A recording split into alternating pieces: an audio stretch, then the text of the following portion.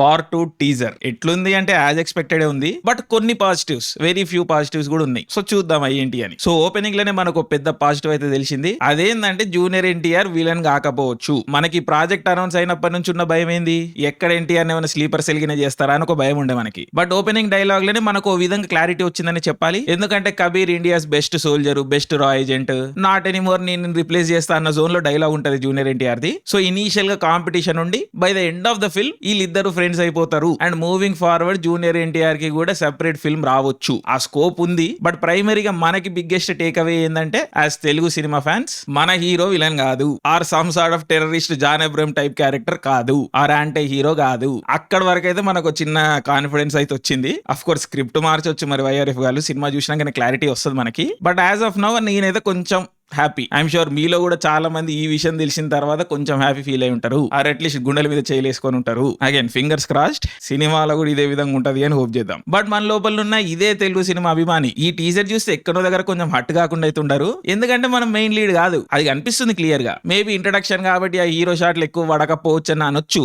But no, I don't think so. ఈ part వరకు అయితే రితిక్ రోషన్ ని హీరోలాగా వాళ్ళు పొజిషన్ చేస్తున్నారు. ఎందుకంటే ఇది హిందీ సినిమా, వైఆర్ఎఫ్ రితిక్ రోషన్ వాళ్ళకి ఆల్రెడీ 500 కోట్ల స్టార్ అయిన పెద్ద ఫ్రాంచైజ్. సో మనం వాళ్ళ టెరిటరీలోకి పోతున్నాం. సో ఆబ్వియస్లీ మనకి ఎక్కువ డిమాండ్లు ఉన్న వాళ్ళు స్వీట్ టాక్ చేయొచ్చేమో కానీ మనకే కంప్లీట్ ఫోకస్ ఇస్తారనడానికి లేదు. అండ్ అదే కనిపిస్తుంది కూడా ఇక్కడ. సో ఇంకేం చేయలేం, సిచ్యువేషన్ మనకు అగేన్స్ట్ ఉన్నది. అండ్ అదే కనిపిస్తున్నది కూడా టీజర్ వరకు. సినిమాలు ఏమైనా మారుస్తారేమో చూడాలి. But I don't think so, because YRF మన కోసం స్టార్ట్ కాలేదు కదా. అదొక కార్పొరేట్ సంస్థ, India's biggest production house come studio. వాళ్ళకు ప్రాసెస్ ఉంటది, ఎప్పటి నుంచో ఉన్నారు వాళ్ళు. మనకి 100 అంటే ఏందో తెలియనప్పటి నుంచి 100 కోట్లు కొడుతున్నారు. సో మన కోసం వాళ్ళు ప్రాసెస్ మారుస్తారు, లేకపోతే మన కోసం వాళ్ళు సర్వ్ చేస్తారు అనుకోవడం కొంచెం కష్టమే. బట్ మన తెలుగు సినిమా అభిమానులం కదా, మన హీరో మనకు కొన్ని ఎక్స్పెక్టేషన్స్ ఉంటాయి కదా, అవి సాటిస్ఫై అయితే లేవు. దట్ ఈస్ కొంచెం అన్ఫార్చునేట్. మళ్ళీ ఇదేదో వెట్రిమారన్ సినిమా అయితే మనకి ఇవన్నీ ఎక్స్పెక్టేషన్స్ ఉండకపోవు. బట్ ఇది ఒక main stream mass commercial cinema కదా. సో మన హీరోకి హైప్లు ఎలివేషన్ వాడాలని అనుకుంటాం, కానీ అనుకున్నది వాడలేదు టీజర్ వరకు. But let's hope for a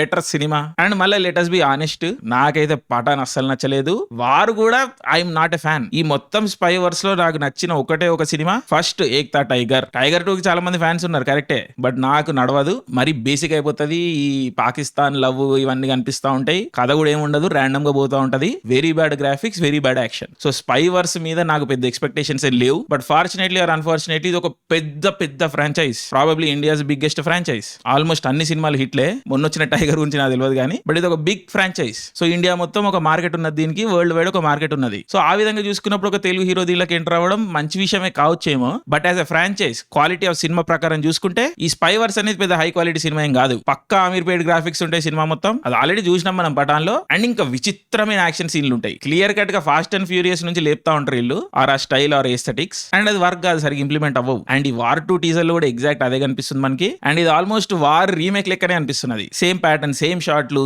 same like teaser, exposition అన్ని సేమ్. సో సినిమా పరంగా, కథ పరంగా పెద్ద ఎక్సైట్మెంట్ ఏం లేదు నాకు. బట్ ఓన్లీ మొత్తం విషయంలో మొత్తం మనకు అనౌన్స్మెంట్ వచ్చినప్పటి నుంచి ఒక ఏదైతే ప్రాబ్లం ఉండేనో, ఏదైతే యాంగ్జైటీ ఉండేనో, అది ఒక్కటి రిజాల్వ్ అయింది. కొంచెం మన హీరో విలన్ కాదు, at least by the end villain లాగైతే మిగిలడు. సో జాన్ అబ్రహం కాదు అంతే. అండ్ మ్యూజిక్ కూడా ప్రీతం దెబ్బేసిండు, ఏదో విచిత్రంగా ఉన్నది. యాక్చువల్లీ నేను ప్రీతం కి చాలా పెద్ద ఫ్యాన్. మరి స్కోర్ ప్రీతం ఇచ్చడో లేదో నాకు తెలియదు కానీ స్కోర్ అయితే బాలేదు. బట్ మొత్తం టీజర్ లో highlight, biggest surprise Kiara Advani. She actually quite mind blowing. ఆవిడకి చాలా మంది ఫ్యాన్స్ ఉన్నారు, నేను మాత్రం ఆవిడ కల్ట్ కాదు. కానీ ఇది ఏదైతే ఒక లిటరలీ 2-3 సెకండ్స్ కనిపిస్తుంది ఈ టీజర్ లో, మైండ్ బ్లోయింగ్ అసలు. అండ్ చాలా మంది దాన్ని గ్రీన్ స్క్రీన్ షాట్ అనుకుంటున్నారు. I don't think it is green screen. ఈ ఫ్యాషన్ ఫోటోగ్రఫీ, ఫ్లాష్ ఫోటోగ్రఫీ స్టైల్లో రికార్డ్ చేసిర్రు ఆ వీడియోని, లేకపోతే ఆ షార్ట్స్ ని. ఇది ఒక హై అపర్చర్ షాటే, అంటే బ్యాక్గ్రౌండ్ మొత్తం బ్లర్ ఉంటది. సో ఆబ్వియస్లీ డే టైం కాబట్టి మొత్తం బ్రైట్ అయిపోతుంది షాట్. దాన్ని తక్కువ చేయడానికి ఎన్డీ ఫిల్టర్లు వాడతారనమాట. ఎన్డీ ఫిల్టర్ అంటే బేసిక్ వాడుక భాషలో చెప్పాలంటే కూలింగ్ గ్లాసెస్ అనుకోండి. కలర్ మారకుండా just amount of light entering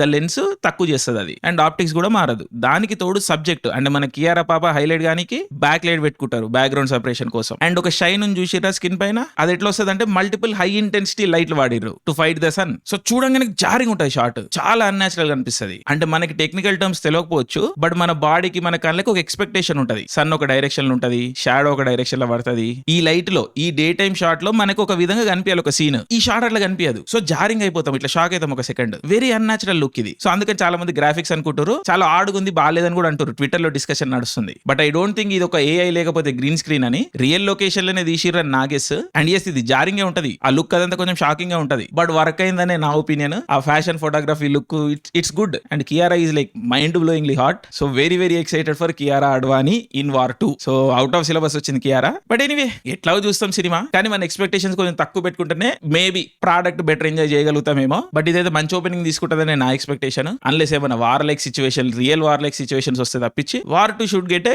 good opening. So అదొక్కటే పాజిటివ్ మనకి. And of course other positive is మన హీరోనే అట్లీస్ట్ మన guess. So yeah, Junior NTR కి many happy returns of the day. But War 2 as expected with few positives. And Kiara is the highlight. So మరి కూలీతో competition ఎట్లుంటుందో మనం కూడా చూద్దాము. సో కూలీ ఎట్లాగో తెలుగు సినిమా కాదు, మరి వార్ 2 తెలుగు సినిమానా తెలియదు, చూద్దాం. బట్ ఈసారి ఇండిపెండెన్స్ డే క్లాష్ అయితే ఎపిక్ ఉండబోతుంది. వెరీ ఎక్సైటెడ్ ఎస్పెషల్లీ ఫర్ కూలీ. So yeah, war 2, thank you, జై హింద్.